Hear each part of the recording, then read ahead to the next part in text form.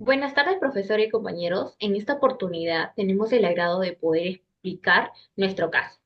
Para ello, tenemos la compañía de los siguientes compañeros: Victoria Cachi, Luis Rupacho, María Farfán, María Saldarriaga y mi persona, Lady Vargas. Nuestro caso trata sobre la masacre de Lucamanar.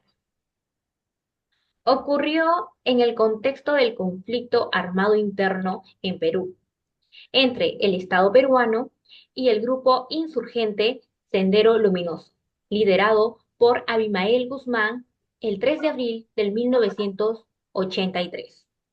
Este evento constituye una violación grave de derechos humanos, específicamente derecho a la vida y a la integridad personal. Es por ello que ha sido investigado como un crimen de lesa humanidad, debido a la sistematicidad y el carácter generalizado de la violencia ejercida contra civiles por parte del Sendero Luminoso. Ni olvidan ni perdonan. Los sobrevivientes de la masacre de Lucanamarca, una de las peores perpetradas por Sendero Luminoso en Perú, recuerdan esa terrorífica noche de hace casi 40 años. El 3 de abril de 1983, unos 60 guerrilleros armados con machetes, hachas, cuchillos y armas de fuego ingresaron al pueblo situado a unos 3.000 metros de altitud.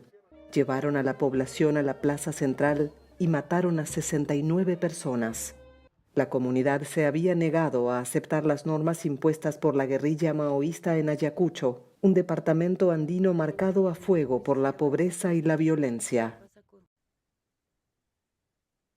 Ahora, con respecto a los antecedentes y factores causales, como primer punto tenemos el crecimiento del Sendero Luminoso.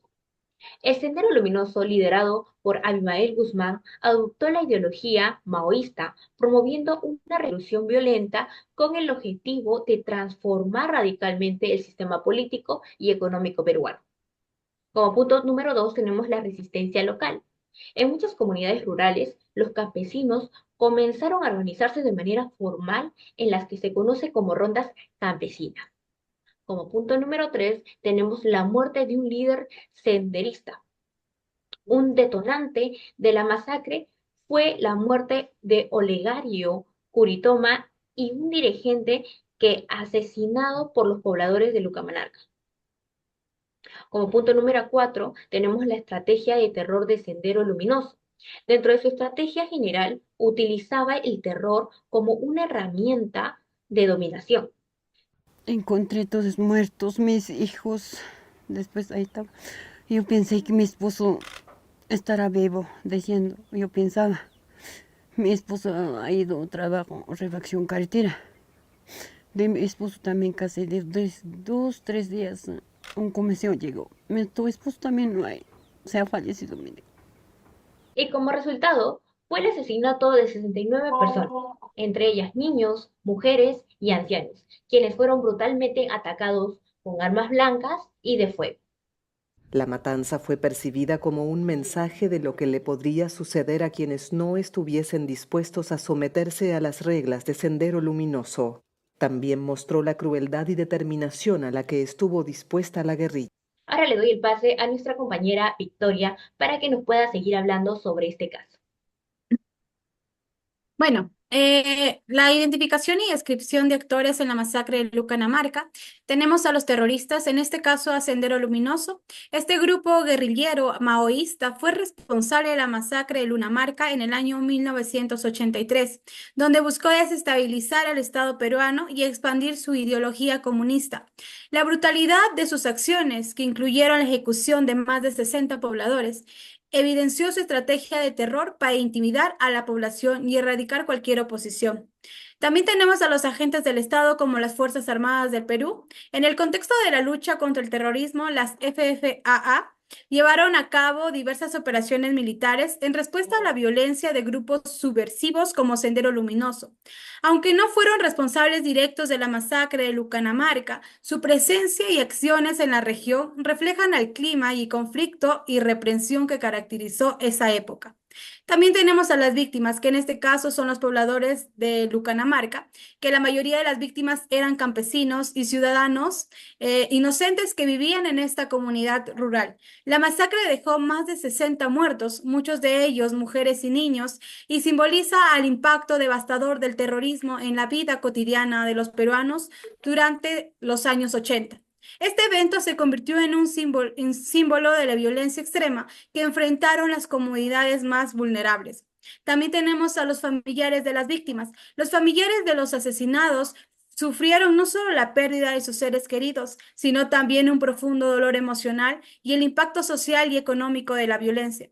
La masacre dejó huellas imborrables en la comunidad, generando un clima de miedo y desconfianza que perduró por años, así como una lucha por la memoria y la justicia que continúa hasta la actualidad. Mataron a mi mamá, a mis 2 hermanas, a mis 5 sobrinos y a mi hijo. Ahí lo mataron, determinaron, pero cruelmente. Buenas tardes, mi nombre es Luis. Les voy a relatar los hechos más importantes del caso de la masacre de Lucanamarca.